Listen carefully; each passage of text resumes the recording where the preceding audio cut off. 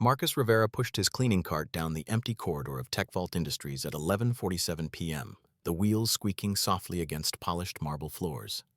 The building was silent except for the hum of servers and the distant murmur of voices from the executive conference room. He had worked here for 3 years, invisible to everyone except the security guard who nodded at him each night. His uniform was clean but worn, the blue fabric faded from too many washes. His hands were rough from years of handling chemicals and mops. His face carried the particular tiredness of single fathers who work night shifts so they can be home when their daughters wake for school. He was 38 but looked older. Life had a way of aging people who carried too much weight alone. He stopped outside the conference room, waiting. Protocol dictated he could only clean when meetings ended. Through the glass walls, he could see them. 12 executives in expensive suits, their faces tight with frustration. CEO Jonathan Harwick stood at the head of the table, his silver hair perfectly styled, his custom suit probably worth more than Marcus earned in 6 months. Marcus had seen Harwick many times, but had never been seen by him. That was how it worked in places like this. Janitors were furniture that happened to move. The meeting had been going for 7 hours. Marcus knew this because he had been waiting since his shift began at 5. The problem they were discussing had paralyzed the company for 3 weeks. Every department head had been called in. Consultants had flown in from 3 continents.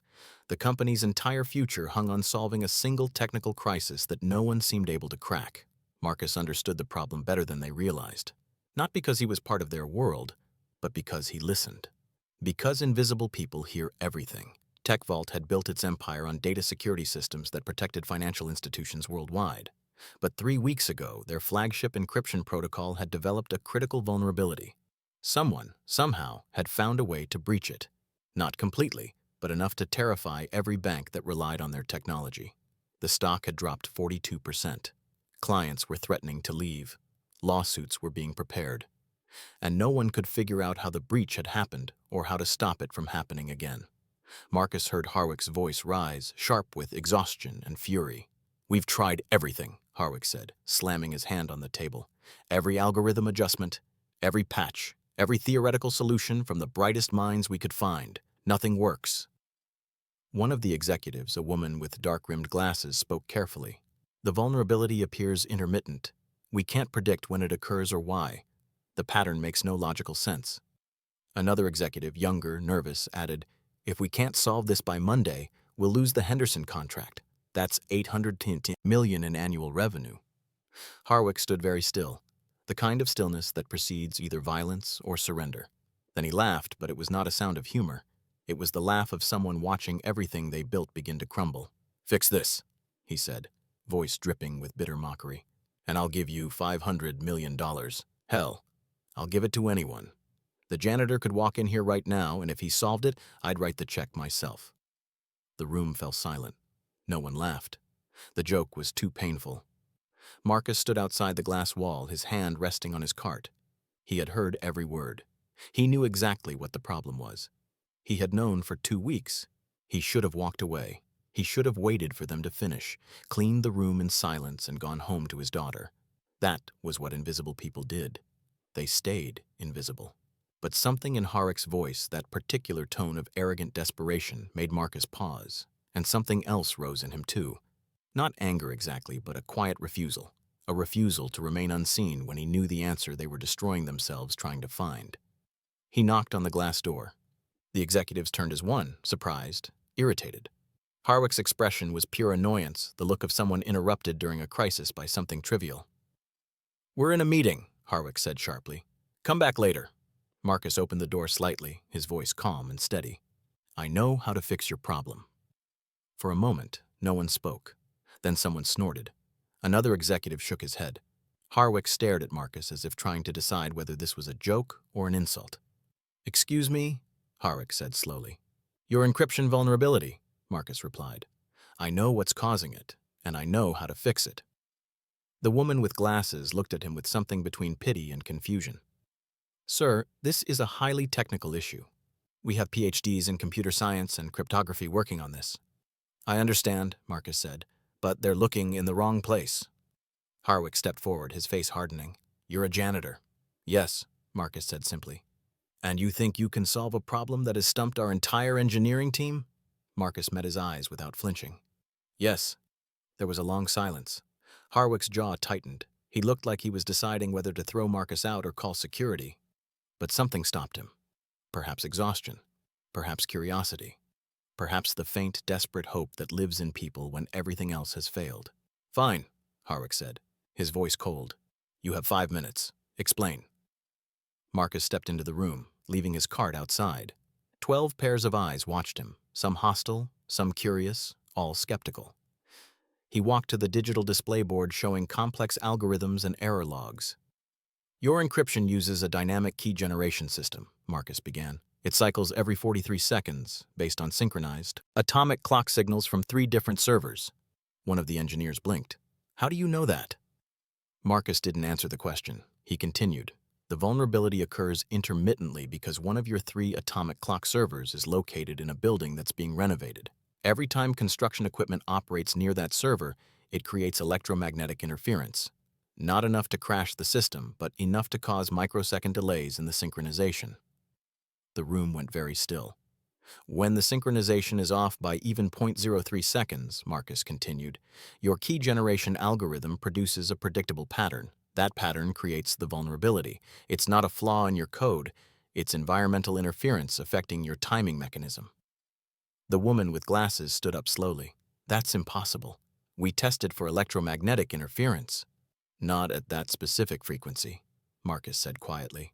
"The construction equipment operates at a frequency that mimics your server's own shielding signature. Your tests filtered it out as background noise." Another executive pulled out a tablet, fingers moving rapidly across the screen. His face went pale. "The timing logs," he whispered. "Every breach correlates with construction hours at the Denver facility." Harwick stood frozen, his expression unreadable. The young, nervous executive spoke, his voice shaking slightly. "If we move the Denver server or shield it properly, the vulnerability disappears." "Yes," Marcus said. No one moved. No one spoke. The silence stretched so long it became its own presence in the room. Finally, Harwick spoke, his voice barely above a whisper. "How did you know this?" Marcus looked at him directly.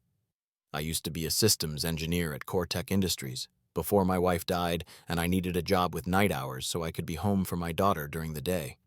I still read technical journals during my breaks. I heard your team discussing the problem for weeks, and I recognized the pattern because I encountered something similar 7 years ago on a different project." Harwick's face changed. The arrogance drained away, replaced by something more complex. Shame, perhaps. Recognition.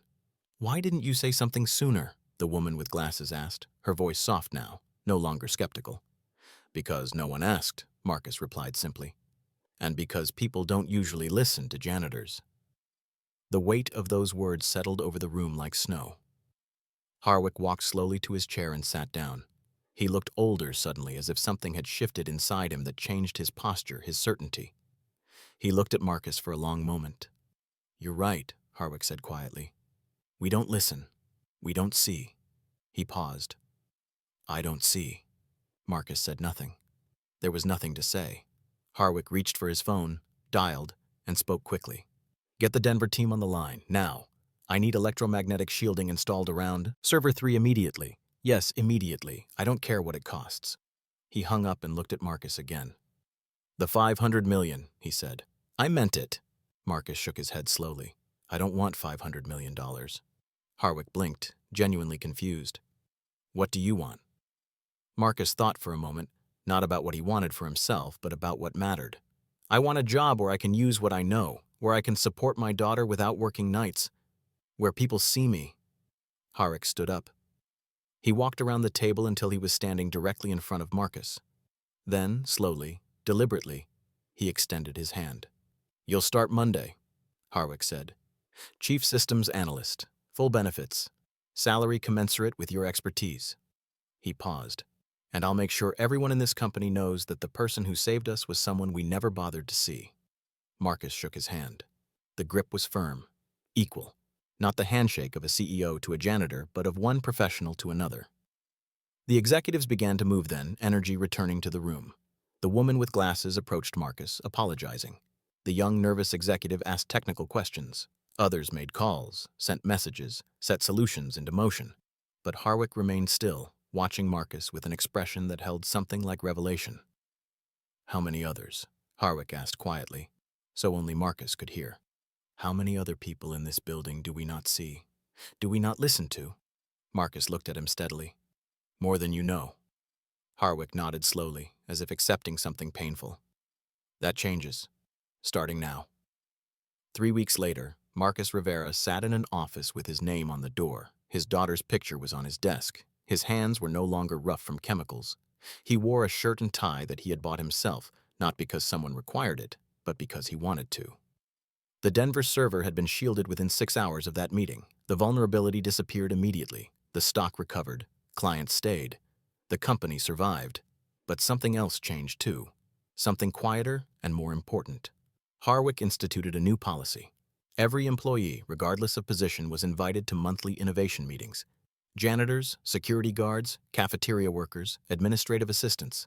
Everyone had a voice. Everyone was seen. Some executives complained. Some called it inefficient, but Harwick was unmoved. He had learned something that night, something that could not be unlearned. Brilliance has no uniform. Solutions have no hierarchy. And the most dangerous blindness is not failing to see problems, but failing to see people. Marcus stood at his office window, looking down at the city below.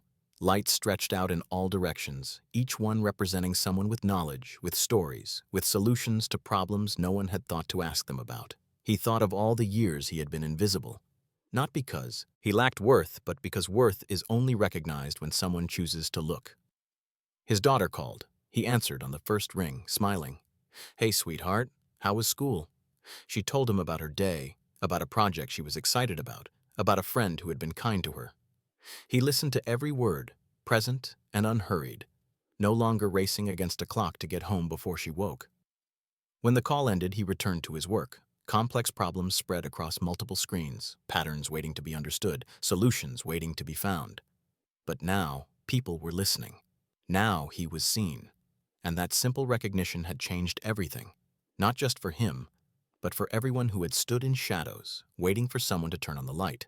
Sometimes salvation comes not from finding the right answer, but from asking the right person.